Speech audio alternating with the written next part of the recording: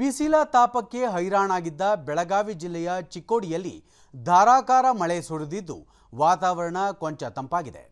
ಮಳೆಯಿಂದಾಗಿ ಚಿಕ್ಕೋಡಿ ಭಾಗದ ರೈತರು ಸಂತಸಗೊಂಡಿದ್ದು ಕೃಷಿ ಚಟುವಟಿಕೆ ಗರಿಗೆದರಿದೆ.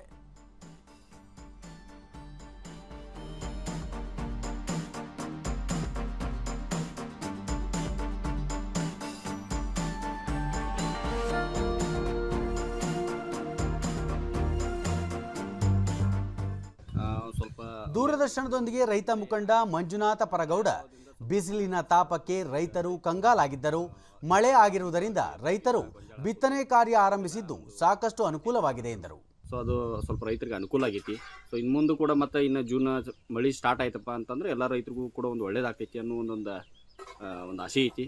ಮಳೆ ಬಿದ್ದ ಕಾರಣ ರೈತ ಬಾಪು ಕಳೆದ ಬಾರಿ ಮಳೆ ಸರಿಯಾಗಿ ಆಗದ ಕಾರಣ ಇಳುವರಿ ಉತ್ತಮವಾಗಿರಲಿಲ್ಲ.